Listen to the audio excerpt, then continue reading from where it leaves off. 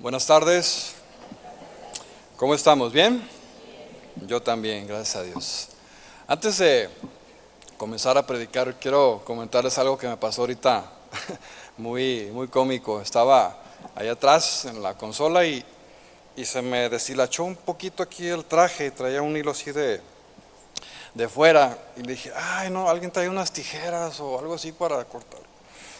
Y ya dice, yo traigo una navaja. Y entonces el pastor me agarra y me dice, oye, todavía ni empieza a predicar, ya te deshilachó el diablo. Dice, no, pues cómo. Pero aquí estamos, firmes en Cristo Jesús. Amén. Bien, vamos a ver el tema de hoy. Ahí está en pantalla. Dice, lo que todo cristiano enfrentará. Quiero invitarle a que abra su Biblia en Efesios 6:12. Y vamos a ver algo muy interesante, vamos a aprender cosas, algunos serán nuevas, otros vamos a afirmarlas, pero sin lugar a dudas, si usted y yo somos nacidos de nuevo, van a ser cosas, aspectos a los cuales nos vamos a enfrentar. Efesios capítulo 6, verso 12 dice así, porque no tenemos lucha contra sangre y carne, sino contra principados, contra potestades, contra los gobernadores de las tinieblas de este siglo, contra huestes espirituales de maldad en las regiones celestes. Por tanto, tomad toda la armadura de Dios para que podáis resistir en el día malo, y habiendo acabado todo, estad firmes. Bien, durante muchos años el hombre ha tratado de ilustrar lo que la Biblia revela como el mundo espiritual. De hecho, la Biblia es el único medio o la fuente veraz y autorizada por Dios para tener una referencia respecto a esto. Sin embargo, el hombre a través de los años ha escrito libros, se pintan cuadros, incluso se hacen películas donde se intenta plasmar de alguna manera este mundo que ante nuestros ojos pues permanece totalmente velado, no lo podemos ver. Si fuéramos capaces de ver lo que nos rodea en el aspecto espiritual, muchas cosas cambiarían, de eso estoy seguro. Pero Dios lo determinó así, y casi por lo general se presenta una lucha entre el bien y el mal, el clásico que podemos ver, ángeles contra demonios. Y lo cierto es que el ambiente o el mundo espiritual que nos rodea es totalmente real, y como creyentes no podemos permanecer indiferentes. Pero a lo que me voy a estar enfocando en esta enseñanza será a las batallas espirituales que la Biblia enseña y que como creyentes libramos en nuestro diario vivir. En ocasiones se piensa que la batalla espiritual que tenemos pues es guerra contra personas, contra el jefe de trabajo, compañeros, la suegra contra la nuera contra la suegra y así sucesivamente. O también se piensa que nuestra guerra principal es contra el mismo Satanás y se emplean acciones como atarlo, reprenderlo, pisarlo, etc. Sin embargo, la Biblia nos dice que no es de esa manera. El conocer entonces acerca de este tema creo que va a traer un entendimiento y un crecimiento a nuestra vida espiritual. Vamos entonces a comenzar con lo más sencillo, y lo primero que podemos entender es qué significa una batalla o una guerra espiritual. Bien, la batalla se define como el conflicto o combate continuo que existe entre dos o más partes. Lo más común son las guerras entre países, sea militarmente o económicamente, como lo hemos estado viendo en la última semana. Y el objetivo principal de la batalla o la guerra, pues sin lugar a dudas, es derrotar al enemigo. Y se hace a través de estrategias de defensa, pero también de ataque. En este caso, si aplicamos el aspecto espiritual y como cristianos, la batalla es el conflicto continuo al que nos vamos a estar enfrentando diariamente a nuestros enemigos, y deben de ser enfrentados y derrotados, escucha, por medio de estrategias y armas. ¿Cuáles son? Las que Dios nos ha dado. Porque no van a ser mis estrategias, no van a ser mis armas, serán las de Dios. Porque si yo intento usar las mías, mi razonamiento, mi inteligencia, mis argumentos, mi experiencia, mis habilidades, indudablemente que voy a fracasar aún en el intento. De tal manera que las estrategias y las armas espirituales que Dios me ha dado están claramente reveladas en la palabra, que cualquier persona, por muy sencilla que pueda ser, al ir a la palabra con un corazón humilde, abierto, lo puede entender, y es lo que vamos a hacer en esta noche. Lo segundo que debemos de conocer, y después de entender lo que es una batalla, lo siguiente será es a quién nos vamos a enfrentar. Y esto se considera hasta un elemento básico de este ámbito. Por ejemplo, los jugadores de los equipos deportivos pues se preparan, estudian al contrincante. Si son del Atlas, bueno, pues estudian a los de la Chivas, si son de las Chivas a los del Atlas, y sucesivamente, y ven los jugadores, los conocen, si este juega de esta manera o de esta otra, y conocen tanto las debilidades como las fortalezas. Lo mismo sucede en el aspecto de las Fuerzas Armadas de un país. Los ejércitos en lo natural se anticipan en sus bases, se preparan, planean, reciben entrenamiento adecuado y hay instrucciones precisas para finalmente emprender acciones. Y como algo interesante que podemos notar es que los ejércitos en la mayoría de las naciones están preparados para hacer frente en tres áreas fundamentales: el cielo, la tierra y el mar, lo que se le conoce como la fuerza naval, la aérea y la terrestre. Y es interesante notar que la Biblia también menciona que son tres los enemigos principales a los que se va a enfrentar todo cristiano. Y se espera que nosotros estemos preparados para hacerle frente a estas tres áreas de combate. Vamos a comenzar entonces y vamos a conocer el primer enemigo de todo cristiano, el cual es el mundo. Venga conmigo a Santiago capítulo 4, verso 4, y dice así la palabra de Dios: Oh almas adúlteras, ¿no saben que la amistad del mundo es enemistad contra Dios? Cualquiera pues que quiera ser amigo del mundo se constituye enemigo de Dios. Démonos cuenta, y yo no sé si usted ya lo notó, pero Santiago exhorta a los cristianos de ese tiempo y aún lo reprende al decirles almas adúlteras. Qué fuerte, ¿no? Antes los pastores, y yo he escuchado algunos de los 50, por ejemplo, los 60 y 70, ellos hablaban de una manera contundente a la iglesia, reprendían con palabras muy fuertes, pero no sé, como que tal parece que a través de los años eso ha ido disminuyendo, porque hoy tenemos ya cristianos de chocolate o cristianos de cristal que se ofenden de cualquier cosa. Sin embargo, cuando vamos a la Biblia, notamos que los profetas, por ejemplo, hablaban de una manera muy fuerte y contundente. Por ejemplo, Juan el Bautista les llamó a toda esa multitud de fariseos generación de víboras, ¿no? Pablo, por ejemplo, les dijo a los Gálatas insensatos, o sea, otra versión dice tontos. Y ahora Santiago les dice adúlteros. De tal manera que si hoy un pastor dijera algo así, olvídate, los cristianos de chocolate se lo acaban. Por supuesto le harían su video, ¿no? Pastor arremete contra sus ovejas, ¿no? Y nos damos cuenta que esto pues cada vez es más así. Ya nos tenemos que cuidar de lo que decimos, ¿no? Y lo cual es sabio, pero también démonos cuenta de cómo son las cosas en la Biblia. Santiago, como pastor, se estaba dando cuenta que en la congregación había personas que estaban siendo infieles y desleales a Dios. Algunos estaban teniendo prácticas y un amor por las cosas del mundo, pero al mismo tiempo decían que amaban a Dios. Tremendo, ¿no? Eran cristianos de doble moral, incluso algunos llevaban doble vida.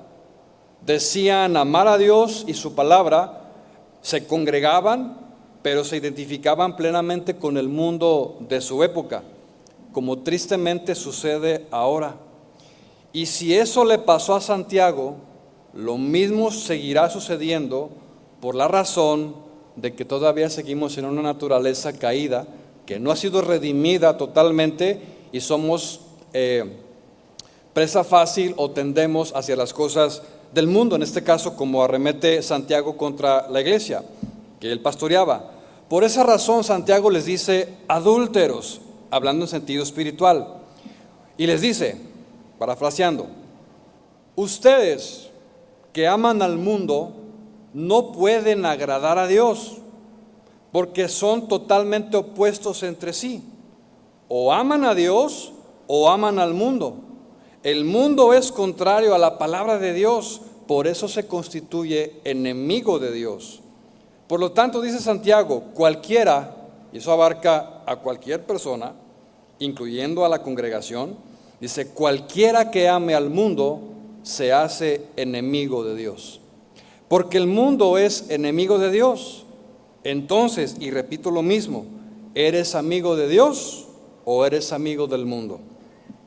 Por consiguiente, y siguiendo la línea de razonamiento bíblico, si tú y yo somos amigos de Dios, el mundo debe de ser nuestro enemigo. Ahora bien, en este caso, cuando se habla del mundo como un enemigo, nos referimos desde luego al sistema de ideas, de actividades, desde luego que Satanás impone sobre él. La Biblia llama a Satanás como el príncipe de este mundo. Él lo adquirió al momento de que Adán y Eva desobedecieron a Dios y por derecho legalmente le corresponde a él. Por eso es que él domina, controla y gobierna todas las actividades que se desarrollan en el mundo y que va, por supuesto, en contra del gobierno de Dios. Por ejemplo, y te voy a citar algunas de las ideas del mundo que son contrarias a Dios. Por ejemplo, la idea de ser libres. El mundo te dice, te enseña, te adoctrina que tú puedes ejercer tu voluntad como tú quieras, que no estás obligado a obedecer las leyes de Dios. Y esto lo vemos desde Génesis. Satanás intentó hacer esto con Eva, usted conoce la historia. De tal forma que nos damos cuenta que hoy el pensamiento principal del mundo es que cada quien es libre de hacer lo que decida. No hay sujeción a nadie, no tienes por qué sentirte culpable de lo que haces y no tienes por qué darle cuentas a nadie. Exactamente lo mismo que Satanás le dijo a Eva. Otra de las corrientes de este mundo actual, y de manera más específica, es la libertad de pensamiento. Es decir, tú puedes pensar y creer en lo que tú quieras. Hay muchos dioses, hay muchas doctrinas, hay muchas disciplinas incluso que contradicen a Dios, pero tú eres libre de hacer y de pensar lo que tú quieras. Y por supuesto, no puede faltar la libertad de identidad. Eso quiere decir que no importa lo que tú decidas creer que eres, aunque tu sentimiento o tu identidad sea una de las prácticas más pervertidas y aberrantes que puede haber. Puedes elegir ser lo que tú quieras y exijo, dicen, que se me respete. Por lo tanto, soy O, bi, le, trans, B, o biletrans B, ¿sí? El que entienda, entienda. Y lo más lamentable de todo esto, que a mí me parte el corazón, es ver que los niños también están siendo adoctrinados en este movimiento. En los Estados Unidos de Norteamérica se les enseña esto. Hay niños así y los ven como normales y le exigen a la sociedad que los respete como tal. Esto, hermanos, cada vez va a ir de mal en peor. Las cosas no van a mejorar y tenemos que estar preparados. Afortunadamente, gracias a Dios, esto no ha llegado todavía a México con fuerza, pero no tarda mucho tiempo en que esto se empiece a levantar en nuestro país y en nuestra ciudad. El sistema del mundo incluye también y desde luego gobierna y adoctrina por medio del cine. Cuando usted ve una película, Usted puede verlo de, pues mira, no tiene nada de inofensivo, no tiene nada de inofensivo.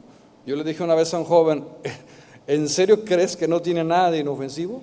Es que te están adoctrinando por medio de las películas y algunas de ellas te están anticipando lo que van a ver tus ojos más adelante.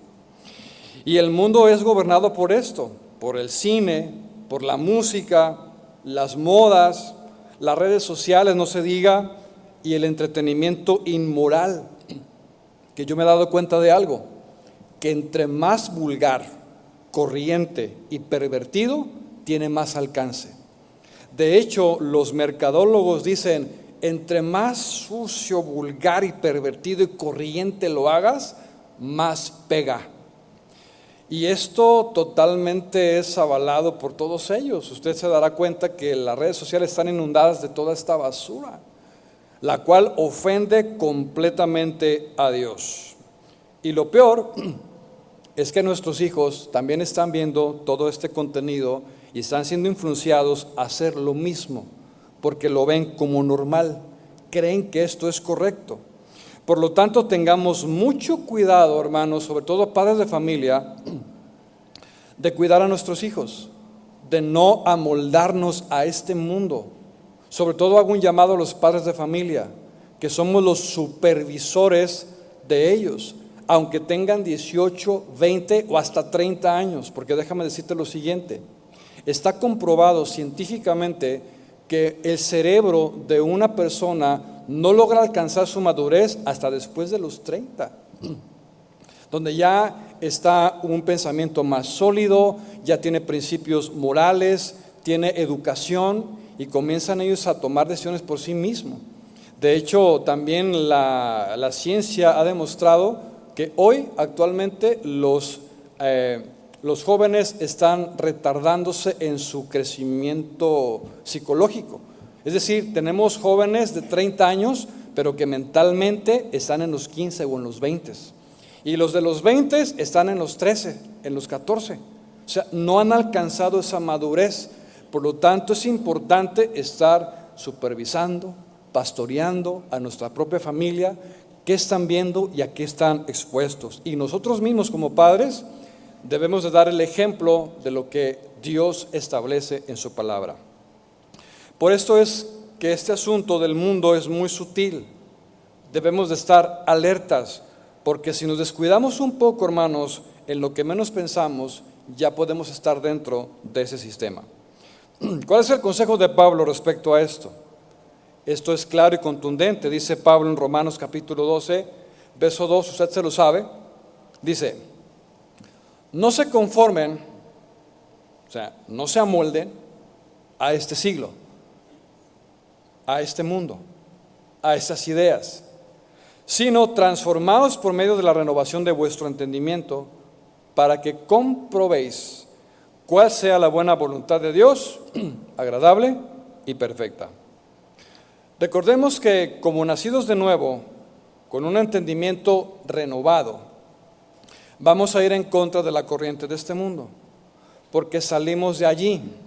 Fuimos llamados a salir fuera de ese sistema. Por eso Dios nos liberó, rompió las cadenas de esclavitud, no solamente del pecado, sino también de las cosas del mundo. Y fuimos llamados a ser santos, apartados para Dios. El sistema del mundo también, como un enemigo nuestro, desde luego gobierna también la tecnología. Incluye, por ejemplo, el uso desmedido de los dispositivos electrónicos, el uso desmedido de internet, de las redes sociales, que bueno, hay que aprender a tener un balance. Pero ¿qué es lo que pasa? Que la mayoría piensa que lo puede controlar. Yo lo controlo, yo tengo mis filtros, yo tengo mi tiempo. Yo pregunto, ¿será? Si usted le pone a su teléfono, de hecho hay una función que usted le puede poner cuánto tiempo pasa en su teléfono. Préndala, para que se dé cuenta de cuánto tiempo invierte en ese dispositivo. El mundo nos va a incitar a obtener su aprobación, a ser como ellos. Y lo más lamentable es que la influencia y el efecto que ejerce el mundo es tan poderoso que si no tienes esa aprobación, te sientes mal. Hasta los jóvenes se deprimen. Algunos llegan a sentirse tan mal que hasta se suicidan porque no tienen la aprobación de los demás. Hay que tener cuidado. El sistema del mundo nos va a motivar para buscar el éxito, las riquezas, y tienes a motivadores excelentes, con una oratoria impresionante que hasta te convencen. Miren, una ocasión, allá en Estados Unidos había un hermano en la congregación. Ya tenía años él congregándose con nosotros. Yo lo conocía así constantemente. Y un día me llegó y me dice: oye, Irán, te quiero invitar a una conferencia. Yo dije: va a ser cristiana, ¿verdad? No sé, pero aún así tengo mis reservas. Mira, va a estar esta persona, ¿la conoces? Y yo: no sé quién sea. Mira, yo te pago el boleto. Ve, vas a quedar encantado. Es más, vas a salir con otra mentalidad. ¿De qué se trata? No, es un motivador. No, ya de entrada ya no. Es un motivador, pero no, espérame. Es un motivador que te va a encantar. Necesitas escucharlo porque dice cosas muy interesantes de los negocios, de cómo prosperar, de cómo manejar las finanzas y todo ese asunto. Le dije: no, gracias, no. Le dije: no, gracias, pero no. Pasó el evento. Cuando vuelve a la congregación le pregunto: bueno, ¿y cómo te fue con tu conferencia? Dice: estuvo tremenda. Dice: hasta me hizo llorar el motivador. Dice: no, todos estábamos llorando. Pues claro. Le digo: ¿no te has dado cuenta que es pura manipulación psicológica para mover las emociones de la gente y llevarlos a esa euforia de decir: yo quiero ser millonario? ¿Cuántos? Pues todos, ¿verdad? Entonces eso es lo que el mundo siembra, ¿sí? Y de lo cual tenemos que tener mucho cuidado. El mundo nos va a llevar a cuestionar la palabra de Dios.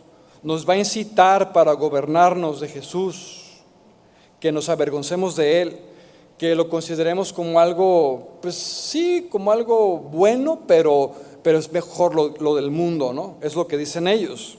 Bien, Primera de Juan 2:15, venga conmigo, dice lo siguiente.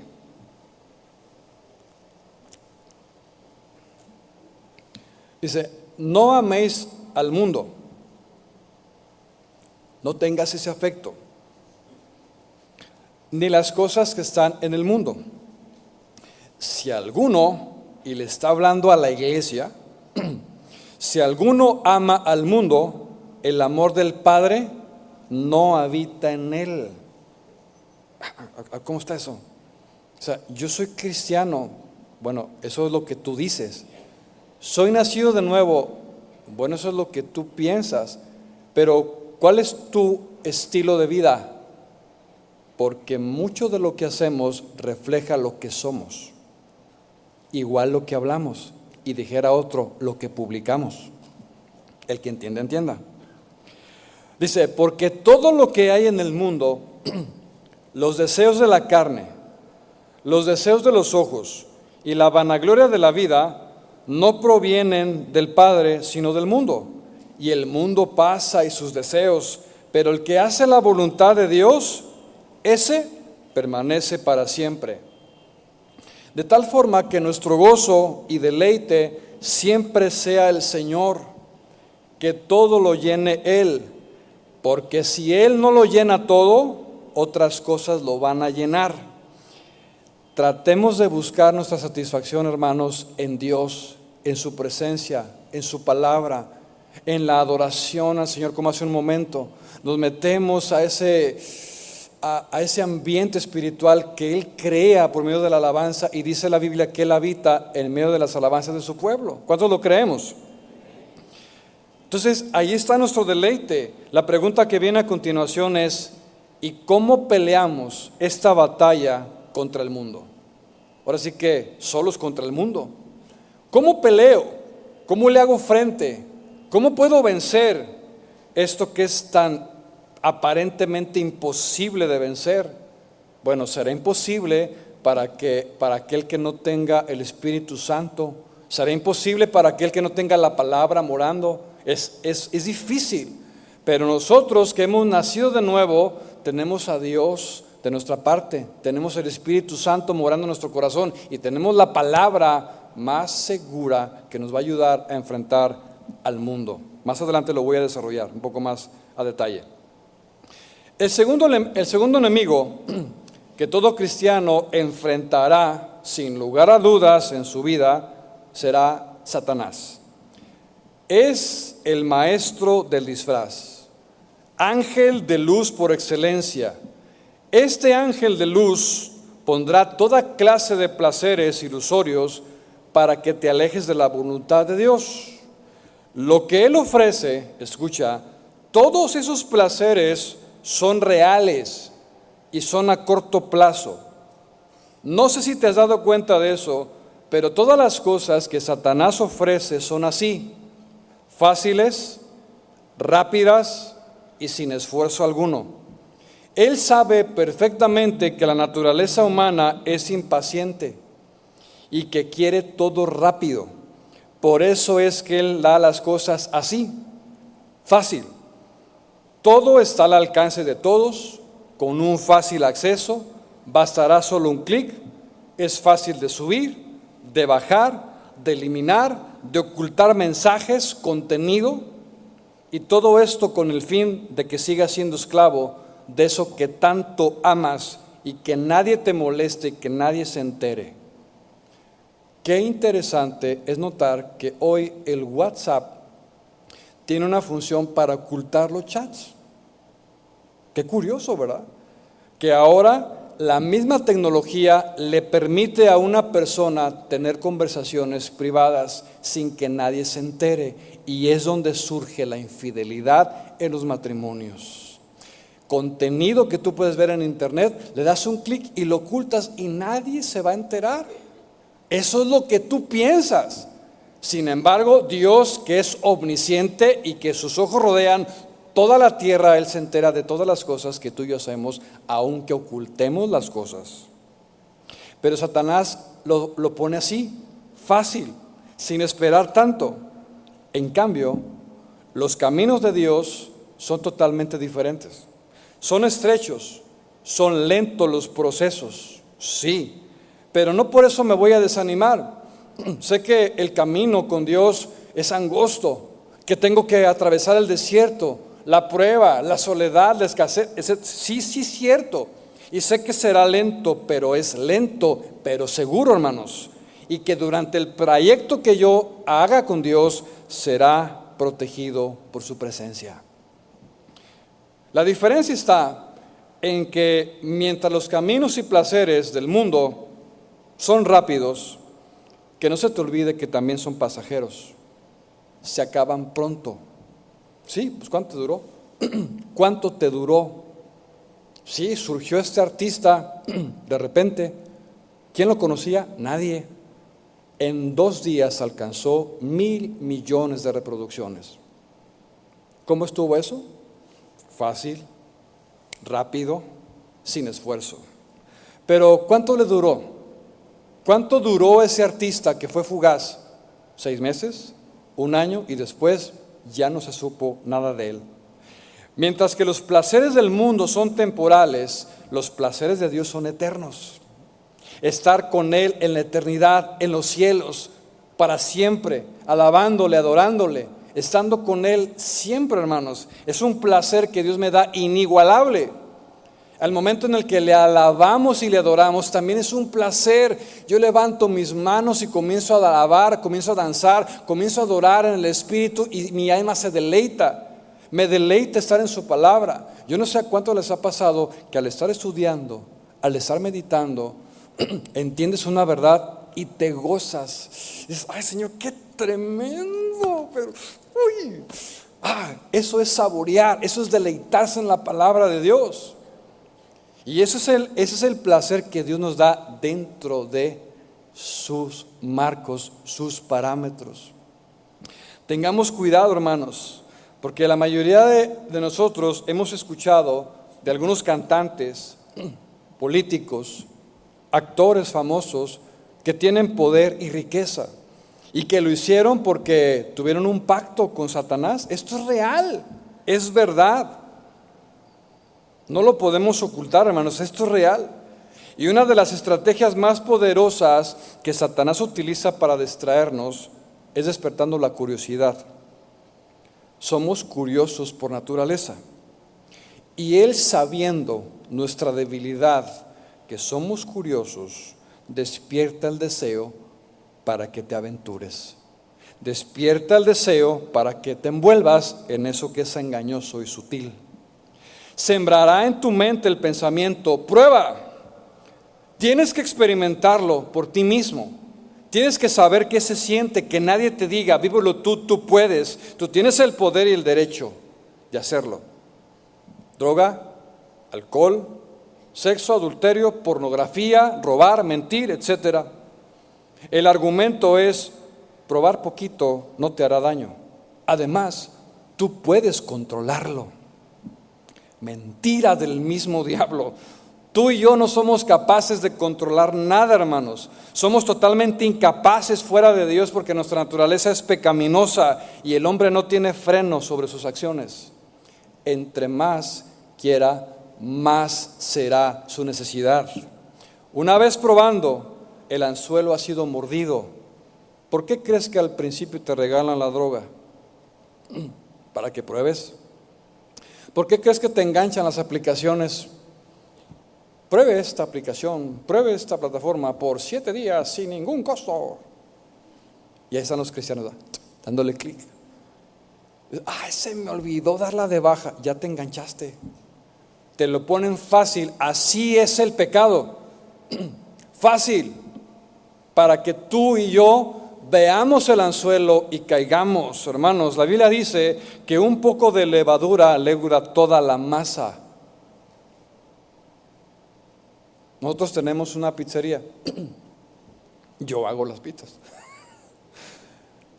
Para amasar 60 kilos son 60,000 gramos de harina. 60,000 gramos de harina. Yo le pongo 60. Es el 1% de 60,000. Solamente basta el 1% para leudar toda la masa en una hora. Esa es la analogía que hace la Escritura. Que un poco de levadura, un poco de pecado es suficiente para echar a perder todo tu cuerpo, tus ojos, tu mente, corrompe tu alma. Basta un poco de pecado consensuado, mínimo quizás, un clic, un mensaje, una mirada, una vez que lo hiciste, será suficiente para contaminar todo tu ser. Aquí veo varios jóvenes, tengan mucho cuidado. El deseo de experimentar o probar o tener curiosidad. El tener curiosidad no es pecado en sí, pero sí el ceder sabiendo que es pecado y ofende a Dios.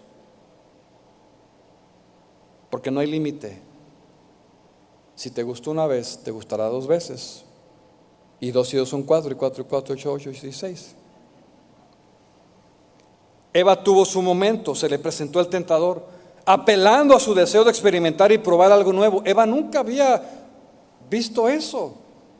A pesar de que ya estaba en el huerto, no sé, la Biblia no lo registra, pero Eva tenía mucho tiempo en ese huerto de Edén. Y la curiosidad de ver a una serpiente hablar, la trajo hacia esa serpiente. Le prestó atención, oído sutil. Eva tuvo en sus manos la decisión de rechazar la oferta, negar su curiosidad, pero no lo hizo. Se dejó llevar por la seducción y el engaño e inevitablemente tuvo sus consecuencias. Sé que vendrá la lucha para todos, de un modo o de otro será inevitable y será directo. Para uno será el dinero, la tentación. Para otro la secretaria, la vecina, la del trabajo, la del gimnasio, la que conociste casualmente en la calle, el instructor del gimnasio, tomar algo que no te pertenece, qué sé yo, seas hombre o mujer. Hermanos, durante mucho tiempo se ha pensado que el hombre es por naturaleza el más infiel. Y siempre lo catalogan, el hombre siempre es infiel. Pero hermanos, la realidad es que hoy las estadísticas demuestran que son las mujeres las más infieles que los hombres. Son las que más aventuras amorosas tienen, solteras y casadas. ¿Qué está pasando? El pecado, la sutileza, las tendencias, las modas. El objetivo del enemigo es destruir lo que Dios ha creado conforme a su imagen. Y más aún, el blanco favorito de Satanás son los nacidos de nuevo. No son los del mundo, son los nacidos de nuevo, porque los del mundo ya los tiene de su lado. Lo he repetido algunas ocasiones, lo voy a volver a contar. Llegó a la congregación un joven de, no sé, 18 o 20 años y me dijo así abiertamente: yo he retado a Satanás y le he pedido que me haga famoso, que me haga rico y que yo le doy mi alma, que no tengo ningún problema. Le dije: ¿y para qué te da? Si ya te tiene de su lado, no te va a hacer caso. ¿Para qué? Satanás va a enfocar sus cañones en los nacidos de nuevo para corromperlos. Su propósito principal es corromper la imagen de Dios. Ahora bien, quiero aclarar algo importante aquí. Cuando hablamos de Satanás como enemigo, no nos referimos al personaje rojo con cuernos, con un trinche en su mano y apretando el botón, ¿verdad? No es ese. Tal pareciera que, pero no es ese. No es así. De hecho, no existe tal cosa como ese personaje. El mundo lo ha ilustrado así. Cuando hablamos de Satanás, nos estamos refiriendo a un espíritu, porque él es un ser espiritual. Y ese espíritu es el que domina y gobierna el mundo, es suyo legalmente. Preste mucha atención, porque ese espíritu que está en él y que está en sus demonios, también se mueve en los hijos del diablo. ¿Quién es un hijo del diablo? Bueno, conforme a la Biblia, es todo aquel que no ha nacido de nuevo. Y se escucha fuerte, ¿verdad? Hijos del diablo. Bueno, así lo dijo Jesús, no lo digo yo. ¿Qué dijo Jesús en Juan 8:44? Ustedes son hijos de vuestro padre el diablo, y los deseos de vuestro padre queréis hacer. Él es homicida, mentiroso, etcétera, etcétera. Ahora, ¿se refiere a que ellos son literalmente hijos del diablo? Contéstame. ¿Sí o no? Si no, vuelvo a empezar. ¿Se refiere la Biblia a que los hombres que no han nacido de nuevo son literalmente hijos del diablo? Sí, no. Pero hermano, no me preocupe, a ver. No son hijos del diablo literalmente, son hablando en el espíritu. Acuérdese, Satanás es un espíritu.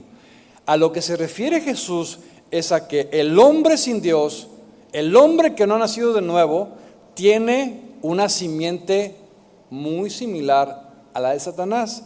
Mentiroso, homicida, todas esas cuestiones que él es. Y ese espíritu es el que gobierna en ellos. Base bíblica para afirmar lo que estoy diciendo. Efesios 2:3. Y dice así: Él, ¿quién es Él? Cristo. Y Él os dio vida a vosotros cuando estabais muertos en vuestros delitos y pecados, en los cuales anduvisteis en otro tiempo, siguiendo la corriente de este mundo, conforme al príncipe de la potestad del aire, es decir, Satanás. Escuche, el espíritu que ahora opera en los hijos de desobediencia. Entonces, ¿cuál es ese espíritu? El de Satanás, el ser contrario a las cosas de Dios. Con esto quiero decirte que tengamos mucho cuidado de las presiones que los demás ejercen sobre nosotros.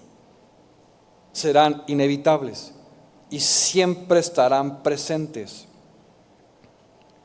Así como aquel día en el atrio de Pilato, la gente gritaba eufórica: crucifíquenlo, crucifíquenlo, sí, a él crucifíquenlo. Ese es el espíritu de Satanás operando en todos ellos contrarios a Dios.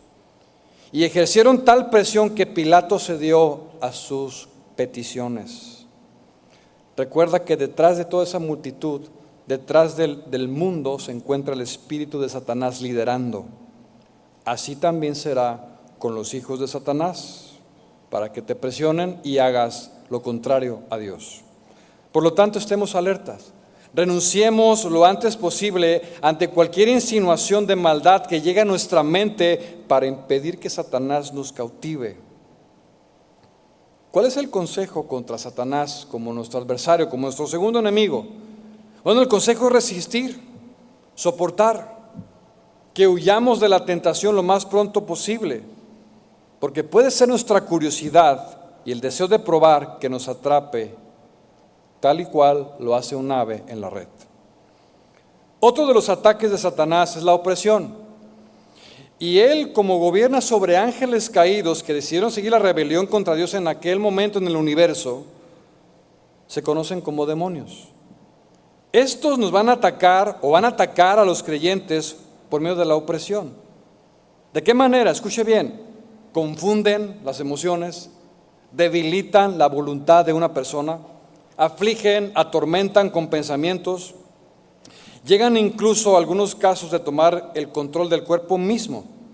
A eso se le conoce como una posesión demoníaca. Esto es real. Un ejemplo de la Biblia, pues el conocido caso del endemoniado gadareno. Fue una posesión directa sobre el cuerpo físico. Satanás y sus demonios pueden sembrar pensamientos que nos perturben, pueden crear temores externos hacia cosas o personas, pueden crear acciones compulsivas, adicciones hacia algo o hábitos. Esto es algo muy común, entre más perverso y inmoral. Así es. Y hoy, hermanos, escucha bien lo que voy a decir. Hoy, como nunca, muchos que conforman parte de la iglesia están en una adicción a la pornografía. Como nunca antes, es algo sin precedentes. Esto es una opresión que se ejerce y crea una adicción. Cambios de voz, estados de ánimo o de personalidad repentinos, fuerza sobrenatural, pérdida del control del cuerpo. Y ahora voy a hacer una pregunta interesante. ¿Puede un verdadero cristiano, hijo de Dios, ser poseído por un demonio? Dígalo fuerte. No, hermano, con convicción. ¿Puede o no puede ser poseído por un demonio un cristiano? No. La Biblia no registra ningún caso. La prueba más contundente es que la presencia del Espíritu Santo morando en la vida de un hijo de Dios no puede albergar un demonio. Si esto es imposible. De una misma fuente no pueden salir dos aguas.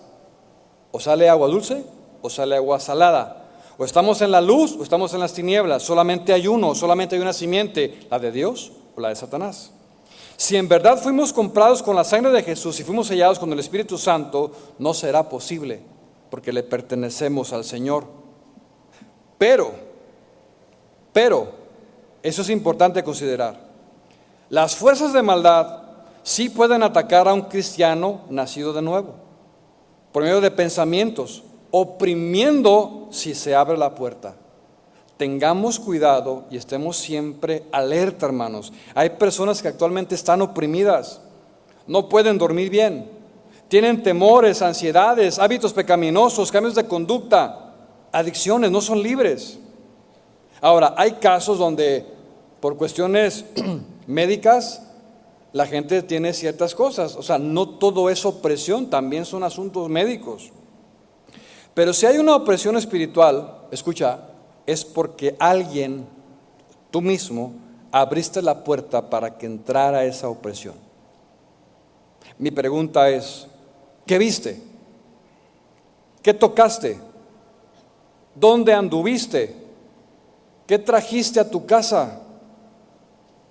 Es una puerta que necesita cerrar inmediatamente en el poder de Dios. Cristo, hermanos, es el único que puede romper las cadenas de opresión. Si alguien aquí tiene estas experiencias, o los que están escuchando, y están oprimidos, no pueden dormir bien, todas esas cuestiones que estoy mencionando ahorita, necesitan dejar lo que ustedes saben que abrieron, clamar a Dios, y Cristo puede romper las cadenas de esclavitud y de opresión. Necesitas clamar a Dios con todo tu corazón para que seas libre. El tercer enemigo, y pienso que es el más peligroso de los tres, mundo, Satanás, incluso es más peligroso que Satanás. Este enemigo eres tú mismo. Voltea con el que tienes al lado y dice: ahora sí que durmiendo con el enemigo, ¿verdad? Pablo le dijo al pastor Timoteo: cuídate de ti mismo. ¿Por qué representamos un peligro? ¿Por qué somos enemigos nosotros mismos? Por el pecado que mora en nosotros, aún como cristianos. Recuerda, hermanos, no hemos sido redimidos al 100%. Esa naturaleza caída todavía es inherente a nosotros, que tiene que estar sujeta al dominio del Espíritu Santo. Y como todavía estamos en esa naturaleza, indudablemente seremos atraídos y seducidos por nuestras propias pasiones y por los deseos de nuestro corazón. Mientras tanto se libre esa batalla espiritual. Por eso Pablo dijo en Romanos capítulo 7, verso 18. ¿Qué dijo Pablo? Yo sé que en mí, esto es en mi carne, no mora el bien, porque el querer el bien está en mí, pero no el hacerlo. Hay una batalla espiritual, hay una lucha entre lo bueno y lo malo. Qué tremenda batalla libramos todos los días. Ahora escúchame, cuando alguien tiene esta batalla en su interior, es una clara señal de que has nacido de nuevo. ¿Por qué digo esto? Porque es común que me pregunte la gente cuando tengo oportunidad de hablar con ustedes, algunos de ustedes. Dice: ¿y cómo sé, pastor, que ya nací de nuevo? Es que tengo mis dudas. Es que, pues, sí me gusta la alabanza, la palabra y la adoración, pero no sé si ya nací de nuevo o no. Mira, una evidencia clara es cuando tú tienes esa lucha todos los días en tu interior entre lo bueno y lo malo. Ahí está. Ya naciste de nuevo, porque si no hubiera nacido de nuevo, no tienes esa pelea. Simplemente piensas como es el mundo, estás amoldado, estás viviendo en él y te sientes como pez en el agua. Pero si hay algo dentro de ti que, no, es que esto no está bien, no me agrada, no me siento cómodo, esto le ofende a Dios, evidencia de que has nacido de nuevo. Cuida eso, cuida eso. Ahora bien, ¿cuáles son algunas de las batallas que libramos nosotros mismos? Bueno, podemos mencionar la idolatría. O sea, luchamos con eso, porque la idolatría, hermanos, es el lugar que solo le corresponde a Dios. Él lo debe de tener. Fuera de ahí, esto es idolatría. Puede ser sustituido por cosas, personas, entretenimiento, aficiones. Se lucha con eso. Puedes pelear contra tu propio carácter. Es más, hasta tu temperamento cabe ahí. El temperamento de una persona lo caracteriza, pero es moldeado a través de la exposición de la palabra de Dios. Y te hace más dócil, manso, humilde. Ya no estás tan agresivo, tan irritado. Es impresionante, hermanos, aquí. Tenemos ya 7 años que llegamos aquí a México. Y cada vez veo cómo la gente está cada vez más irritada en el tráfico. Ya no hay tolerancia. O sea, ya cualquier cosa se prende la gente. O sea, inmediatamente. Le digo a mi esposa: ya no más falta que cada quien tenga un arma en su carro, para que en cuanto pase algo, ¿qué ahorita? Eso pasó allá en Sinaloa. Mi esposa es de Sinaloa. Llegó a un punto toda esta maldad de irritación de la gente, que todos traían un arma en su carro. Y cuando algo pasaba, ¿qué? Ahorita te carraqueo. ¿Qué ocasionó esto? Que todo el mundo le bajara. Ya pita, no, pase. ¿Qué? No, nada, yo no tengo nada, pásele. Todos se volvieron amables. Es necesario, o sea, tiene que pasar eso para que le bajemos. Aún eso, hermanos, el carácter va siendo moldeado, tenemos más paciencia. Claro que batallamos y seguimos luchando con eso. Pues ¿a quién le va a gustar que se te metan? Que prende la direccional y no te dejan pasar, le aceleran más. O sea, es increíble. Yo salgo de donde vivo y tengo que agarrar López Mateos. Ya sabrá usted cómo es esa avenida. Y yo, como educado, con principios y con un entendimiento, digo, bueno, voy a aprender la direccional para pasar. No, no me dejan pasar, hermano. O sea, y eso crea, si te irritas, ¿cómo no? Pero luego se me pasa, mi Señor, quieto.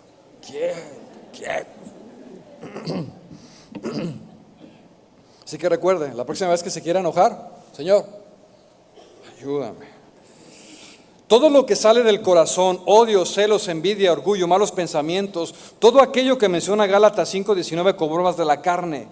Por lo tanto, hermanos, todo esto es parte de nuestra naturaleza y cabe mencionar que no sería correcto usar expresiones como el diablo me hizo pecar, el diablo ya me trae, el diablo me deshilachó, no, el diablo me llevó a ese lugar, el diablo me la puso en mi camino. El diablo, hermanos, el diablo no lo hizo. Tú y yo lo hacemos conforme a nuestras decisiones personales. Dice Santiago que cada uno es atraído y seducido por sus propios deseos arraigados en lo profundo del corazón. Él solo utiliza la tentación como un anzuelo para hacerte caer. Y una vez que damos lugar al pecado, Él nos daña. Escucha, el pez no se daña por ver la carnada ante sus ojos. El pez se daña cuando muerde el anzuelo. El pecado la tentación es la carnada para que caigamos en el pecado. Nosotros decidimos si mordemos o no, pero sepamos que una vez mordiendo recibiremos el daño sí o sí.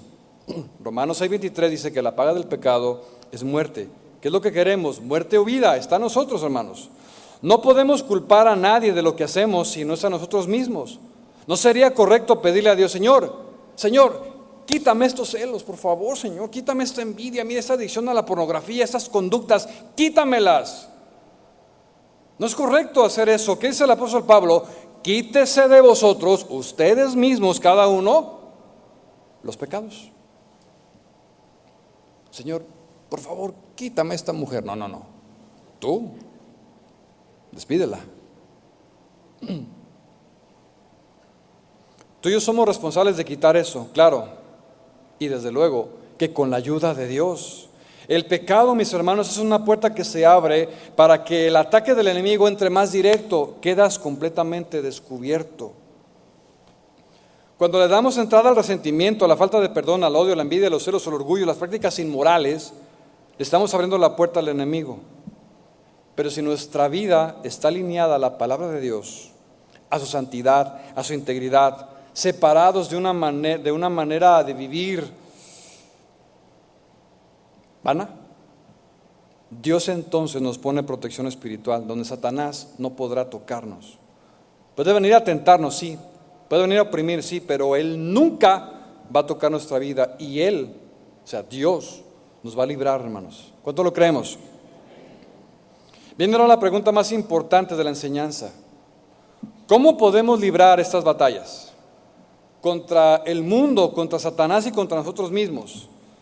Bueno, vamos a ver algunos medios, lo que me queda de tiempo, y van a ser sin dudas armas poderosas que debemos de conocer y aplicar en nuestra vida.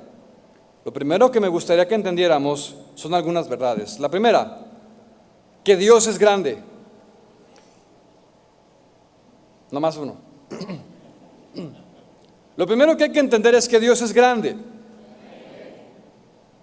Que Dios es grande. Eso, hermanos, que estemos vivos. Que Dios es más grande que todos. Primera de Juan 4:4 dice: hijitos, ustedes son de Dios y los habéis vencido. ¿A quién? A los enemigos, porque mayor es el que está en vosotros que el que está en el mundo. Con esta declaración podemos entender que Dios es mayor que cualquier enemigo. Es más grande, más poderoso y además Él siempre triunfará. Dios nunca ha perdido una sola batalla. Dios es más poderoso que cualquier gigante, que la amargura, que la adicción a las drogas, al alcohol, al tabaco, a la pornografía, a lo que sea. Él te dará la victoria porque simple y sencillamente su victoria es ahora mi victoria. Él ha roto las cadenas de esclavitud, de opresión y del pecado. Confía en Él y Él te dará siempre la victoria. Hermano, es que no puedo dejar el alcohol, no puedo dejar el cigarro, me cuesta trabajo dejar la pornografía. Confía en Dios, aférrate a Él, al estudio de la palabra, a su presencia, adórale, alábale, ríndete. Y te aseguro y te lo firmo por escrito que sí o sí Dios te va a ayudar. No te dejará ni te desamparará. Por otro lado, y en segundo lugar, entendamos que Satanás, como enemigo de Dios, él ya fue vencido en la cruz. Jesús triunfó sobre el pecado, sobre la muerte y todos sus enemigos. Fue vencido al ser exhibido públicamente en la cruz, de tal manera que tenemos un Dios poderoso, invencible y victorioso, hermanos. ¿No le das un aplauso a él de alabanza?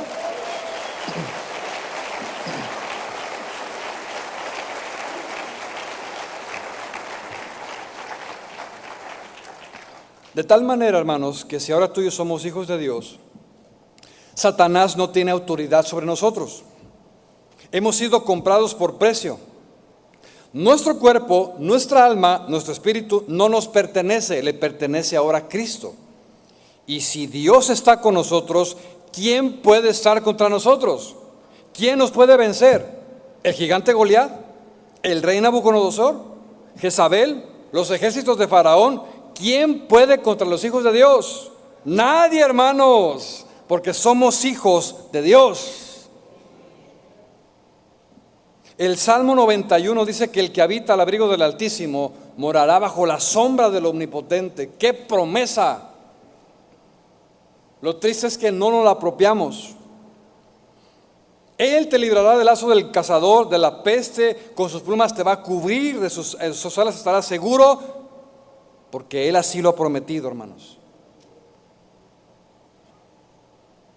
Si algo tengo que enfrentar, lo voy a enfrentar con Dios a mi lado. Y nada temeré porque Él está conmigo. Y estoy seguro que Él me dará siempre la victoria. Requisito indispensable, obediencia. Obediencia. Otra manera de librar nuestras batallas espirituales son con las armas espirituales de Dios, sometiéndonos a Dios. Santiago 4:7 dice: someteos pues a Dios, resistid al diablo y él huirá de vosotros. Esto deja muy claro la forma de hacerle frente a los ataques del diablo, hermanos. Sígame con cuidado. Todavía hace 20, 30 años el frenesí por hacer la guerra espiritual con él era de todos los domingos, todos los servicios de oración. Era atarlo, encadenarlo, mandarlo al pozo del abismo antes de tiempo, tumbarle los cuernos, quebrarle los dientes y cosas por el estilo. Creo que hoy en día eso ha disminuido, gracias a Dios por la exposición de la palabra. Y cuando tú expones una verdad, tumba las mentiras. Pero se dieron muchos casos y movimientos así. Desde militares, rentar avionetas, incluso fueron al Everest a enterrar una estaca en el vientre de Satanás.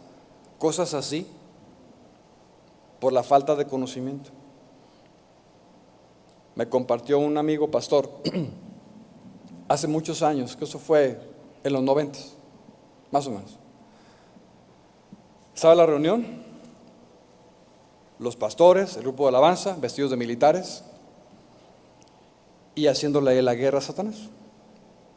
Y dice: porque cada golpe de la vara justiciera del Señor que siente sobre el enemigo será con pandero y con danza, y órale, y la batería, y sí, duro, pa, y ya, pa, te quebramos los cuernos, pa, los dientes, una patada, otra patada, ya terminaron después de 1 hora y media. Terminaron y ya pues dijo el pastor: no, pues ya terminamos, hermano. ¿Saben qué? No, diablo, regrésate porque te vamos a seguir dando. ¿Te imaginas al diablo? No, por favor, déjenme. No, todo chimuelo, todo, por favor, hermano. Pero ¿qué es lo que pasaba? Esto es lo que sucedía por falta de entendimiento. ¿Qué es lo que dice Santiago 4:7? Someteos pues a Dios, resistid al diablo y él huirá de vosotros. Ahora bien, consideremos que el huir de Satanás es temporal.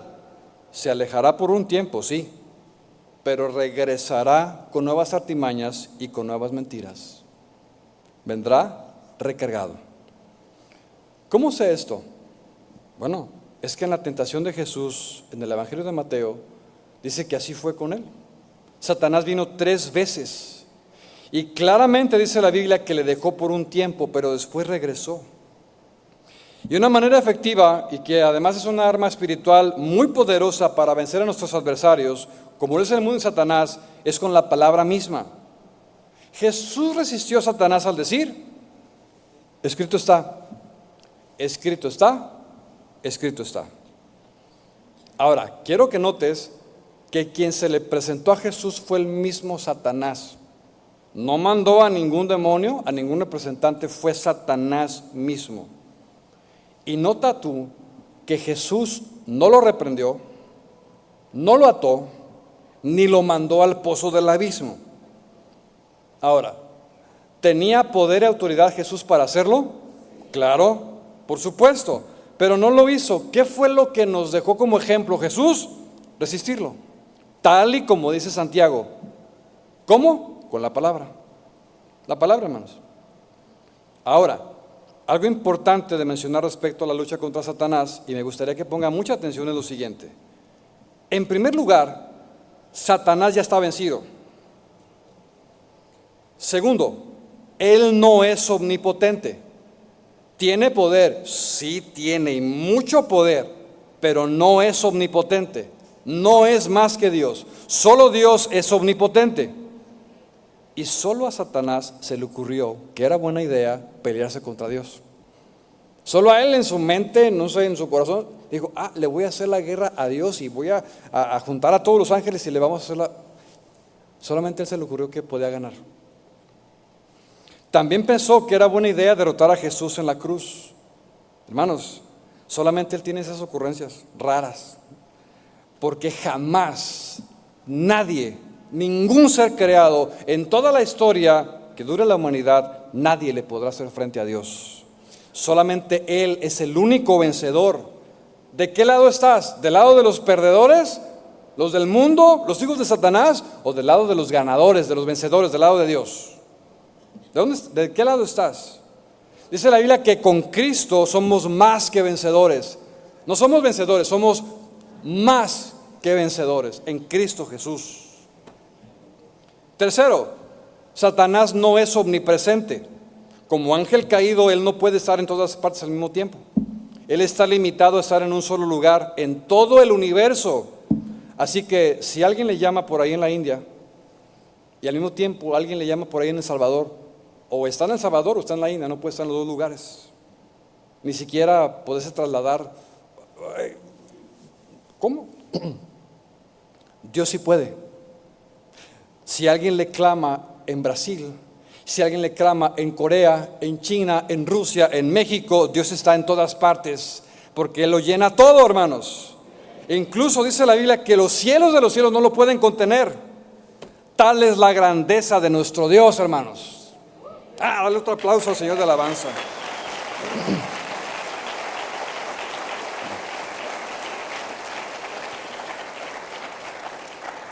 Hermanos, yo me emociono cuando declaras palabras poderosas de la Biblia. Cuarto, Satanás no es omnisciente. Es astuto, sí, muy listo, con una sabiduría increíble dada por Dios. Y cuando fue expulsado del cielo, Dios no le quitó a él sus dones, ni la sabiduría, ni la inteligencia, ni la habilidad para tocar instrumentos. Dios no se los quitó, Dios se los dejó. Satanás entonces es un ser con mucho conocimiento, pero ¿qué crees? Que él no conoce todas las cosas. Satanás no conoce el futuro de nadie. Él no puede anticiparse a nada. Él no puede meterse a tus pensamientos. Por lo tanto, él no sabe lo que estás pensando. Él siembra pensamientos, sí, ahí están. Y solo él hace lo que tú y yo hacemos. O sea, él solamente conoce en base a lo que nosotros decidimos hacer exteriormente. Solamente Dios es omnisciente. Solamente Él conoce tus pensamientos. Él conoce mi sentarme, mi levantarme, que aún no está la palabra en mi boca y Él ya la sabe. Tan es así que Él conoce mi pasado, mi presente, mi futuro desde antes de la fundación del mundo. Y todo esto al instante. Cuando David entendió esto, lo único que pudo decir el rey David fue: ¡qué impresionante! Tal conocimiento es demasiado maravilloso para mí, alto es y no lo puedo comprender. Es impresionante, hermanos. Quinto lugar, Satanás está bajo autoridad. Él no puede tocar a ningún creyente sin la autorización de Dios. Satanás tiene que pedirle permiso a Dios. ¿Cómo ves? Así que, no, cálmate. ¿Le tienes miedo? O sea, cálmate. O sea, Dios le tiene que dar permiso, como se lo concedió para zarandear a Pedro, como se lo concedió para zarandear a Job. Satanás tiene que pedir permiso. Todo esto, hermanos, que estoy diciendo, lo demuestra la Biblia. Otra de las maneras de librar nuestras batallas es rechazando todo pensamiento que no provenga de Dios. Rechazar todo pensamiento que no provenga de Dios. 2 de Corintios 10:5. Me voy rapidísimo. Dice, pues aunque andamos en la carne, somos humanos, no militamos según la carne, porque las armas de nuestra milicia no son carnales, sino poderosas en Dios, para la destrucción de fortalezas, derribando argumentos y toda altivez que se levanta contra el conocimiento de Dios, y llevando cautivo todo pensamiento a la obediencia de Cristo. Pregunta, ¿cómo son las armas de nuestra milicia? ¿Cómo son, hermanos? ¿Cómo son? ¿Cómo son? Dígalo con convicción, hermanos. Nomás yo estoy así. ¿Cómo son las armas de Dios? No en mí. ¿Para qué sirven esas armas? Conforme a lo que dice aquí, son para la destrucción de fortalezas. ¿Qué es una fortaleza? Es un lugar seguro, controlado por fuerzas aliadas o enemigas. Fortaleza espiritual en este versículo es un patrón de pensamiento arraigado en nuestra mente y dominado por alguno de estos tres enemigos: mundo, Satanás o por mí mismo.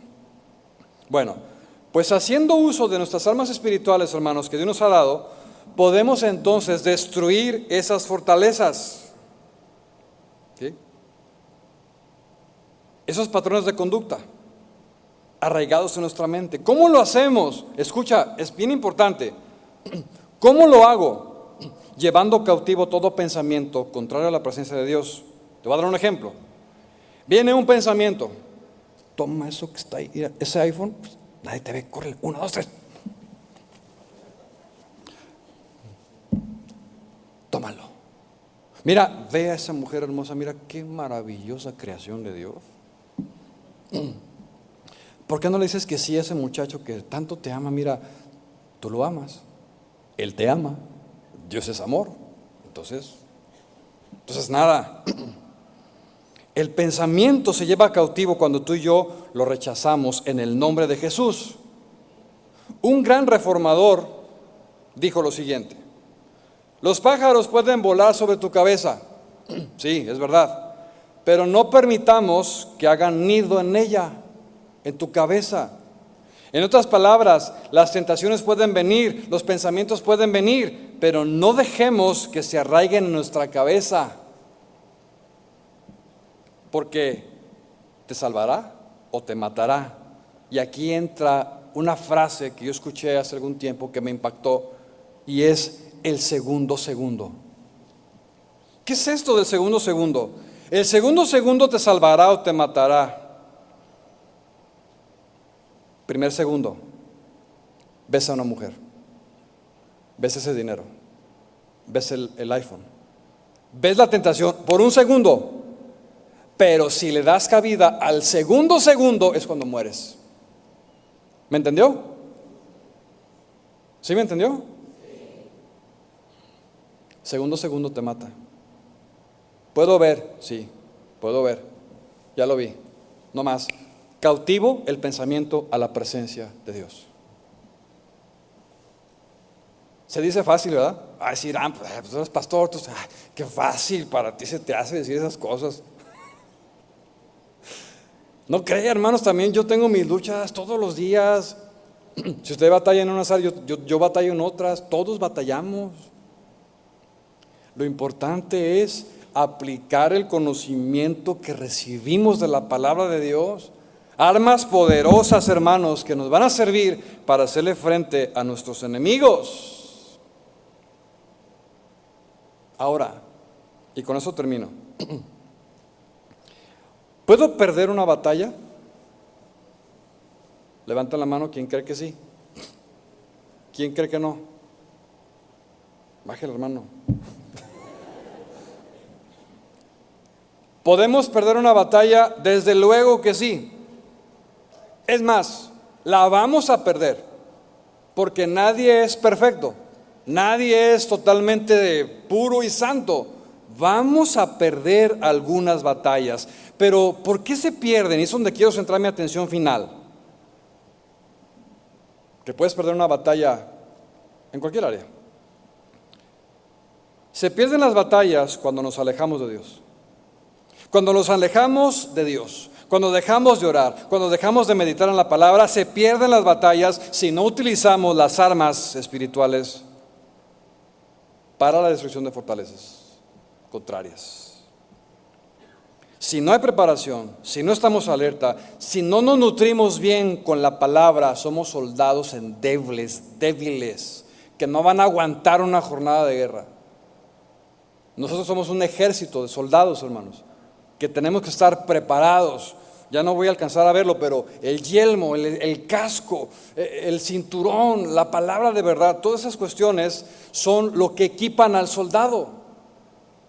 Hoy lamentablemente la iglesia está con muchos soldados débiles que ni siquiera se nutren con la palabra. Ahí está el soldadito, todo flaquito, ahí con el rifle. ¡Ay! ¿Cómo?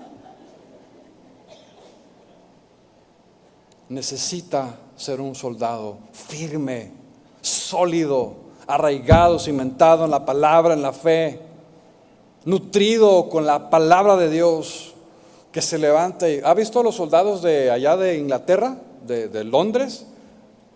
Usted los ve firmes. ¿Y qué el caballito? ¿Cuál caballito? Sólidos. Así es. ¿Cuál pecado? ¿Qué? Rápido. Necesitamos solidez, hermanos. Necesitamos la palabra de Dios. Armas espirituales que nos van a ayudar a hacerle frente a todos nuestros enemigos. Y si Dios es con nosotros, ¿quién contra nosotros? Amén. Dar un aplauso al Señor de alabanza.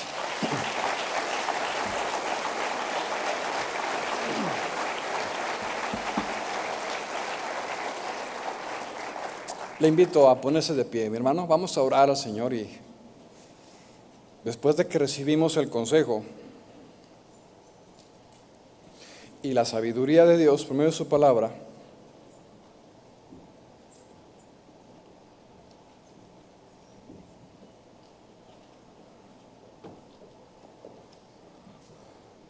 lo siguiente es ir con el Señor.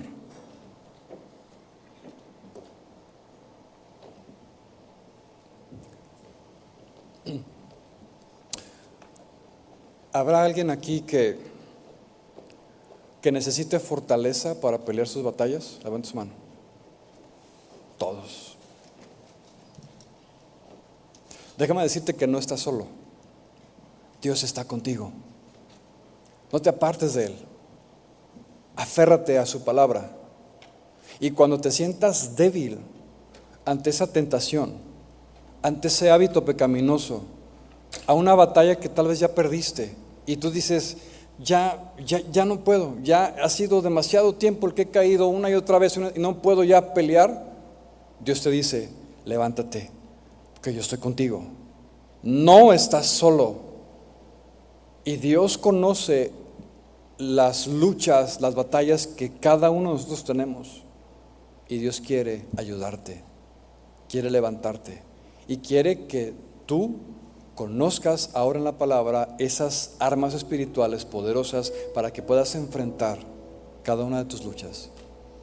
Tal vez podemos enfrentar batallas en el matrimonio, la esposa con el esposo, cosas que suceden propias. Los que estamos casados entendemos lo que estoy hablando. A veces la esposa dice, es que ya perdí la batalla con mi esposo, la verdad es que ya hasta dejé de orar porque la verdad es que ni tiene remedio. Ya. Mis hijos se fueron al mundo, no me hacen caso, son bien rebeldes, no. Ya perdí la fe, ya perdí la esperanza, ya perdí la batalla, ya no quiero orar por ellos. las batallas en el trabajo, que es bien difícil, y dices, no, ya no puedo, Señor, de veras ya no puedo. Yo una vez le dije así al Señor, Señor, ya no puedo.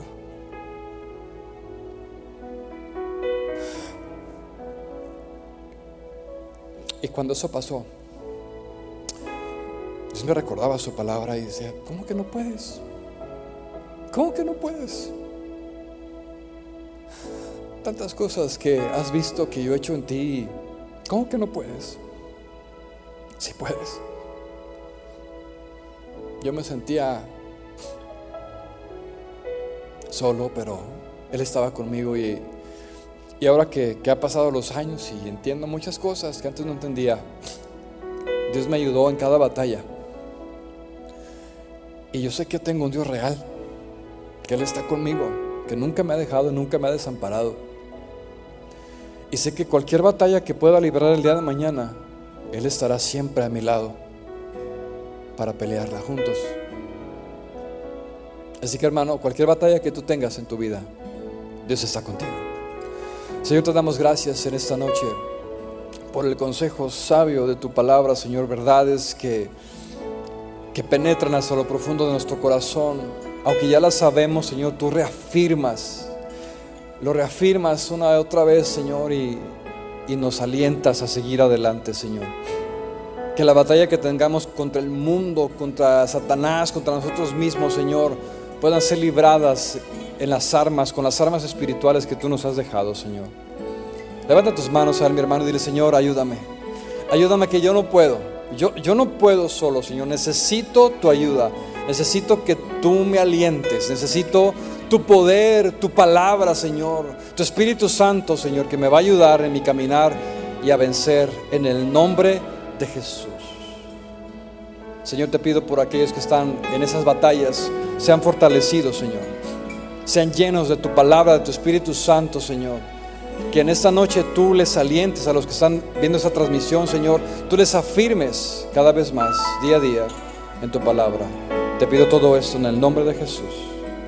Amén. Adoremos al Señor un momento.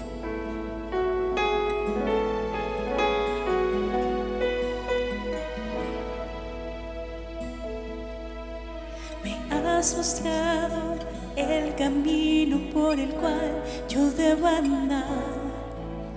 Sobre mí has puesto tu mirada, Dios.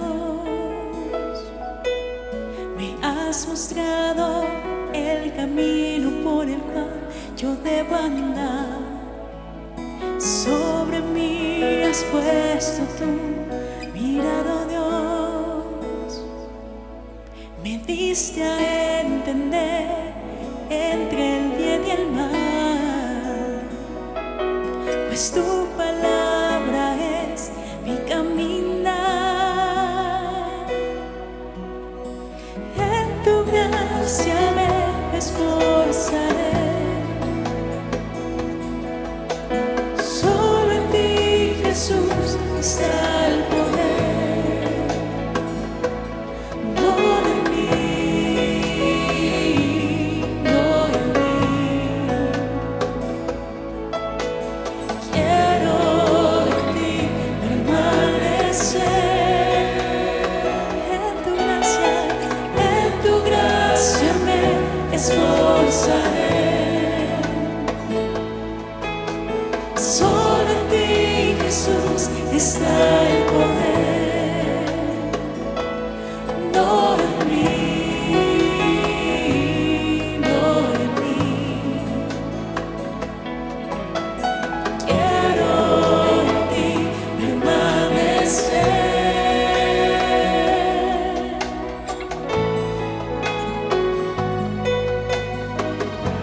Gracias, Señor, por tu palabra.